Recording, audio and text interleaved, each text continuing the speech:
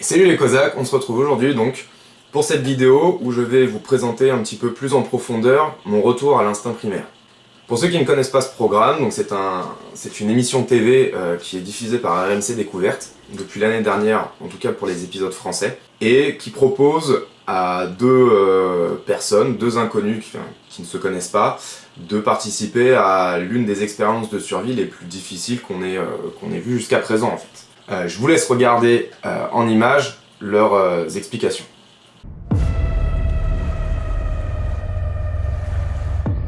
Un homme et une femme. Ensemble, ils vont tenter de relever un des défis les plus difficiles jamais imaginés en matière de survie. Sans vêtements, sans nourriture et sans eau, seuls et sans assistance, ils vont devoir survivre ensemble pendant 3 semaines dans une des régions les plus hostiles de la planète. Ils ne se connaissent pas, mais ils vont devoir apprendre à cohabiter. Il faut absolument qu'on soit en symbiose. Au cœur d'une nature qu'ils ne maîtrisent pas. Oh putain! Sors, vite! Oh la loose! Ils devront trouver des ressources vitales. Soumis à des conditions climatiques extrêmes. C'est très dur de tremper comme ça, d'avoir froid. Et face à tous les dangers liés à la vie sauvage. La machette est à côté de moi, dès que j'entends un bruit, on sait jamais. Ils devront faire preuve d'un mental hors norme. Le jour, ils seront filmés par une équipe de tournage légère. La nuit, ils seront seuls, livrés à eux-mêmes. Parviendront-ils au bout de leur aventure? Faut être complètement starvé pour faire ça. Entre espoir et découragement, Je peux pas être arrivé jusqu'ici et abandonner, c'est pas possible. Ouais, mais j'en peux plus. pour tous, quelle que soit l'issue, ce sera un véritable retour à l'instinct primaire. Voilà. Alors du coup, quel est l'intérêt de cette vidéo? Mon but ici, c'était surtout de vous présenter un petit peu plus en profondeur mon expérience, puisqu'on a donc passé 3 semaines sur place, 3 semaines de survie, et l'épisode en question qui retrace nos 3 semaines ne fait qu'1 heure. Et donc forcément, en 1 heure, il y a plein de choses qui sont un petit peu mis de côté, et le ressenti personnel que l'on a pu avoir, vous ne l'avez pas forcément non plus. Et l'idée, voilà, c'était de pouvoir vous présenter ça, et répondre aussi à pas mal de questions qu'on m'a posées suite à la diffusion de l'épisode. Donc je vais déjà faire, dans un premier temps, un récapitulatif plus approfondi donc, de l'épisode, avec des petits extraits par moment. Et en fin de vidéo, je vous proposerai de répondre aux questions qu'on m'a posées. Si jamais vous avez des questions supplémentaires auxquelles je n'aurais pas répondu lors de la vidéo, n'hésitez pas à me les laisser dans les commentaires, et j'y répondrai avec grand plaisir.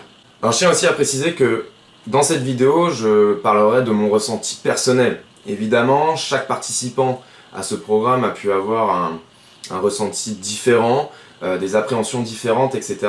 Et je ne peux pas me mettre à leur place pour parler en leur nom. Donc c'est vrai que là, ça va se tourner vraiment beaucoup parce que moi, j'ai ressenti. Je vais parler de temps en temps de ma relation, notamment avec ma partenaire, puisque ça a été un des événements les plus majeurs de notre aventure. J'essaierai de rester le plus honnête possible, évidemment, puisqu'on est là pour ça surtout. Maintenant, je ne m'attacherai pas à parler d'elle en tant que telle, mais plus sur la situation, etc.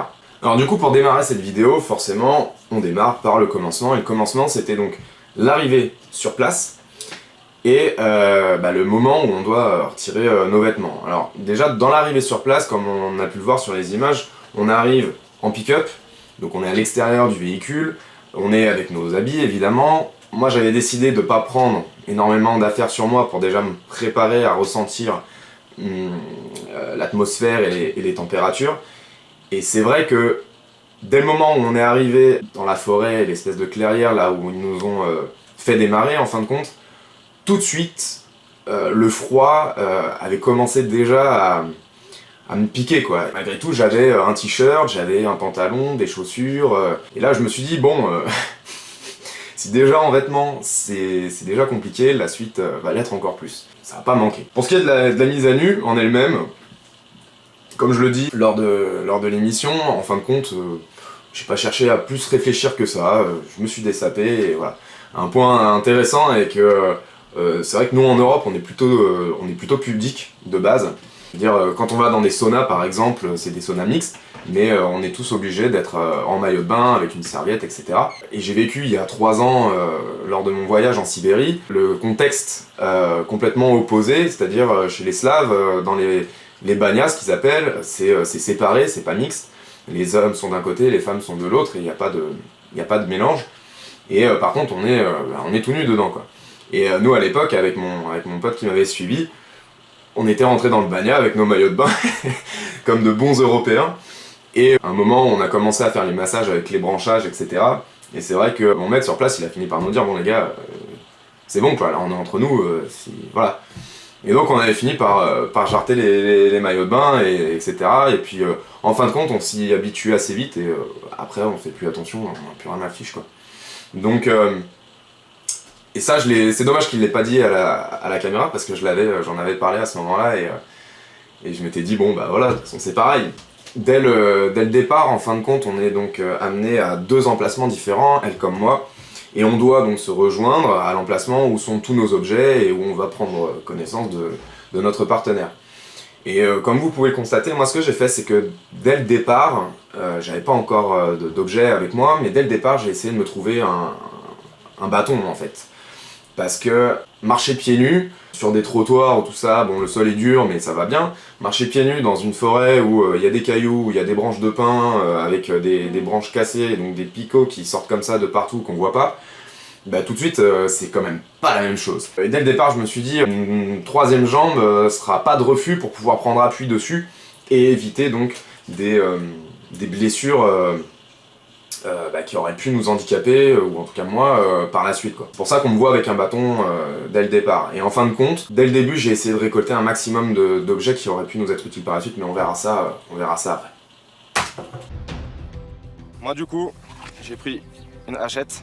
Moi j'ai pris la peau. C'est une bonne idée ça, parce que là, à mon avis, on va gravement en avoir besoin. Avec cette peau, Marianne leur assure une protection contre le froid. Alors voilà, là comme vous avez pu le voir sur les extraits, moi j'avais donc choisi la hachette et Marianne la peau de vache. Il manquait une virgule. Et Marianne, la peau de vache. Qui étaient pour moi, je pense, les 2 objets vraiment primordiaux pour le biotope qu'on avait. La peau de vache, pourquoi? Tout simplement parce qu'avec les températures qui semblaient être annoncées, qui était le cas, nous offrait une protection contre le froid et la pluie quand même assez correcte. Quand on est tout nu, on se rend compte que effectivement quoi, la défense contre le froid, il y a le feu certes, mais le feu il fait pas tout. Ces 2 objets-là étaient vraiment primordiaux. En ce qui concerne la hachette, c'est vrai que beaucoup de gens à l'heure actuelle prônent la machette, donc la machette qui serait un espèce de grand couteau en fin de compte, entre une épée et un couteau, voilà. Et le fait est qu'en fait les machettes sont de très bons outils, mais à condition d'être dans le biotope qui correspond. Et les biotopes qui correspondent aux machettes, souvent c'est plus des biotopes qui ressemblent à de la jungle. Là dans une forêt de pins, je veux dire, s'il avait fallu que je fasse tous mes objets et toute la construction de ma cabane avec une machette, je serais encore là-bas à l'heure actuelle, quoi. Donc la hachette est vraiment le meilleur objet qu'il fallait prendre sur ce genre de biotope, et j'en ai été ravi, mais j'aurai l'occasion de revenir sur cette hachette, puisque vraiment ça a été un gros coup de cœur pour moi. Je vous laisse voir les explications donc, de Sébastien Pot, qui est donc l'expert survie engagé par la production, qui encadre tout, qui sélectionne les lieux, qui les observe un maximum, etc. Et qui nous a surveillé un petit peu les premiers jours pour être sûr que tout allait bien. Donc je vous laisse regarder ça.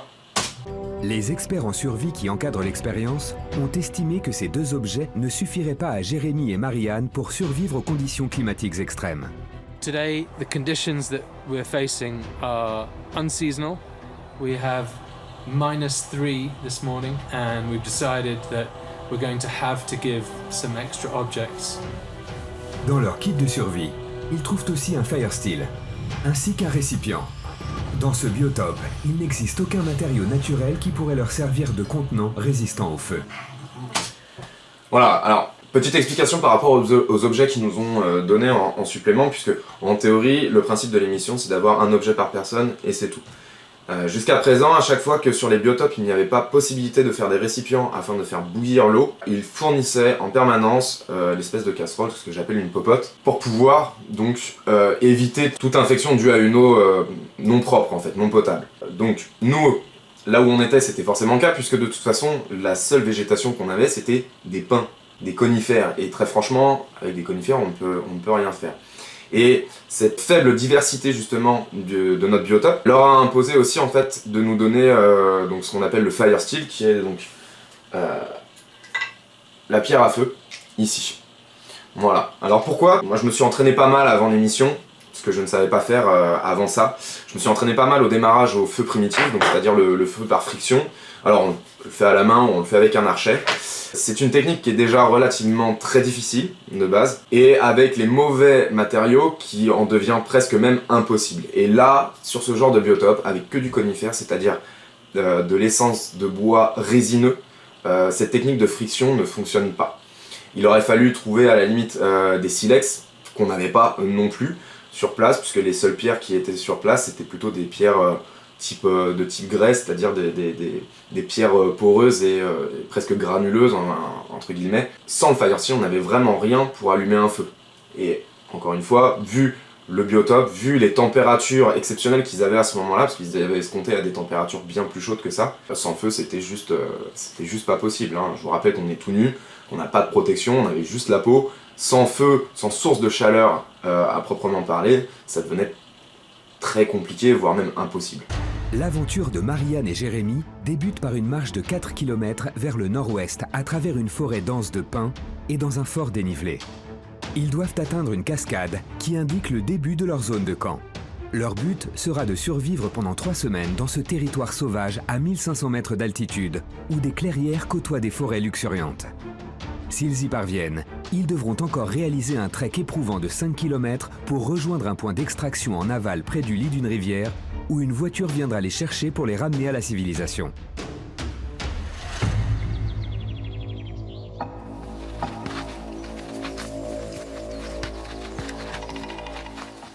Tiens, attends, bouge pas. Parce que ça, c'est peut-être pas mal. C'est un poil humide, mais par contre, ça peut peut-être sécher le temps qu'on arrive, puis on va pas allumer le feu tout de suite, donc... Tiens, attends, bouge pas. Voilà. Et donc, on s'est rencontrés, on a récupéré nos objets, et il a fallu donc démarrer le petit trek qui nous proposait pour pouvoir atteindre notre zone de camp. En ce qui concerne le trek en lui-même, je fais un petit rappel, comme ils l'ont dit, on était à 1500 mètres d'altitude, un biotope montagneux, donc toute l'arrivée s'est faite en descente, quasiment, parce qu'ils nous ont mis un peu plus haut et on est redescendu pour récupérer la rivière et trouver notre zone de camp. Là c'est un petit point de survie de bushcraft hein, réellement, c'est que moi j'ai pas perdu de temps à récupérer et récolter donc des choses comme je le disais tout à l'heure, c'est-à-dire que dès le départ on est descendu et dès que je voyais quelque chose qui aurait pu nous être utile par la suite, je récupérais, je récoltais et je partais avec. Et là en l'occurrence sur les images qu'on voit là, je récolte en fin de compte des hautes herbes séchées, donc mortes en fait, qui étaient encore un peu humides puisque c'était le matin donc il y a eu la rosée etc. Mais je me suis dit voilà, vaut mieux les récolter maintenant, comme ça le temps qu'on arrive sur place ça aura le temps de sécher plus ou moins et on pourra démarrer un feu assez rapidement. Et j'ai très bien fait puisque ça a été le cas par la suite, là je spoil un petit peu, je suis désolé. On en a aussi profité pour que moi je donne mon bâton à Marianne pour qu'elle puisse avoir une aide aussi pour la marche et que je m'en refasse un autre tout de suite dans la foulée.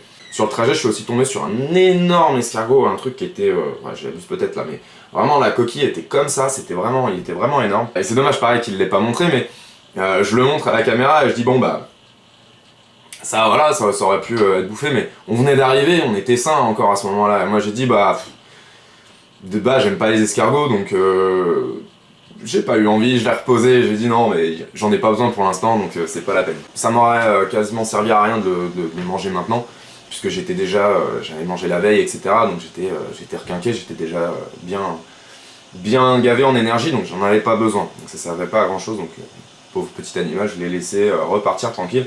Mais un beau spécimen en tout cas. Voilà donc lors du trek et de la descente, on a pu faire connaissance en fin de compte avec Marianne. Et moi c'est vrai que la question qui me trottait dans la tête depuis le départ, c'était de savoir quelles étaient ses compétences et de savoir si ses compétences allaient être complémentaires avec les miennes pour qu'on fasse vraiment une bonne équipe. Et donc sur le papier j'étais plutôt content puisque effectivement mes connaissances des plantes etc. auraient pu être mon point faible entre guillemets, et elle c'était plutôt son point fort. Donc sur le papier on était plutôt pas mal, jusqu'à ce qu'on arrive donc sur le camp, et encore une fois j'aurai l'occasion d'en reparler. où du coup je me suis dit bon bah en fait tout seul ça l'aurait fait quand même, mais on y reviendra. Une fois arrivé sur place, moi je me suis aperçu que par contre, hormis les plantes, Marianne n'avait quasiment aucune connaissance et aucune aisance en fin de compte dans la vie en forêt, dans la vie en pleine nature comme ça. Et donc du coup bah de par le fait, je me suis retrouvé à prendre le lead de notre petit groupe assez instinctivement et assez rapidement, puisque bah, elle était plutôt en retrait sur les décisions, sur tout ça, et je savais qu'il fallait qu'on s'active.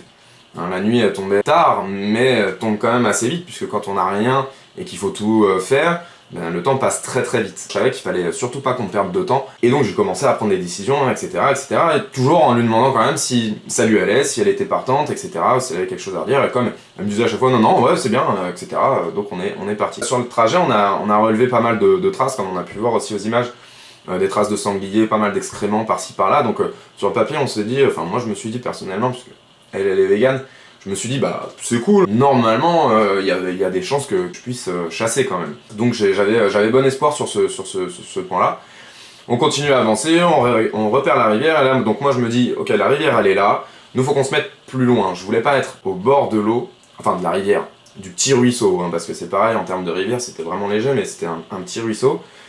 Et je voulais qu'on soit plus loin pour éviter d'une, l'humidité, et de deux, d'être sur le passage des animaux. Donc on s'est mis un peu plus loin, mais pas trop quand même, un petit peu plus en hauteur, sur un endroit qui était relativement plat, qui était vraiment pas mal, et relativement sec surtout, parce que c'est là où ça devient intéressant, c'est de trouver des emplacements secs, qui nous indiquent du coup une bonne protection naturelle des arbres, et donc forcément un petit peu plus de chance d'être à l'abri des intempéries et notamment de la pluie. Et donc on est parti, je commence mon taf, et là voilà, je vous montre quelques images donc du développement de la première cabane qu'on fait pour pouvoir s'abriter. Parti? C'est parti. Voilà. Allez, let's go. La hache.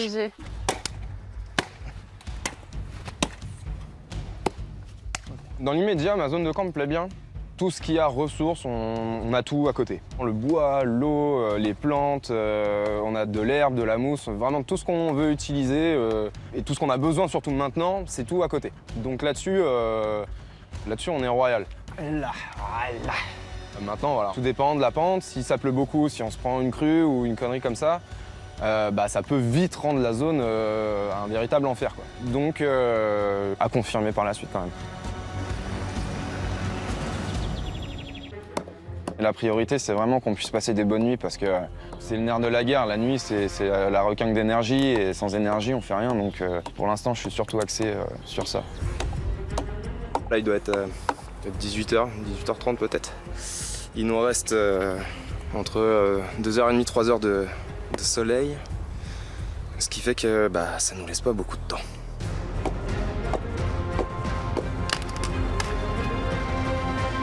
Déjà là on voit que la température a bien baissé par rapport au milieu d'après-midi. Donc la nuit ça va descendre peut-être 7, 8 degrés, j'en sais rien. Et là il faut vraiment finir vite le toit et entamer le lit. Est-ce qu'on va réussir à dormir malgré les conditions, le froid, le feu qu'on doit maintenir, etc. J'espère en tout cas réussir à dormir au moins quelques heures pour être en forme demain.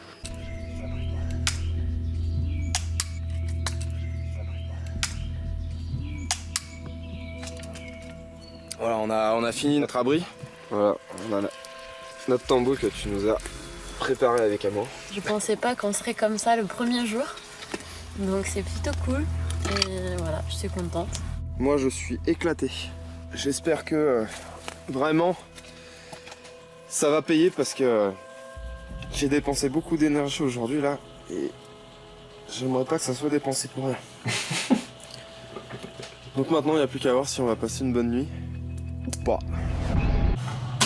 Voilà, alors du coup, petite explication sur l'aménagement et l'agencement donc de notre première cabane. Donc il y avait deux arbres, forcément perpendiculaires au sol, sur lesquels je me suis adossé pour mettre donc des troncs que j'avais coupés à peu près à 45 degrés par rapport au sol et au tronc. Et donc j'ai mis des barres après en travers, pour ensuite recouvrir donc de branchages de conifères et faire une toiture qui, on l'espérait, soit suffisamment hermétique à l'eau et même qui fasse barrière au vent.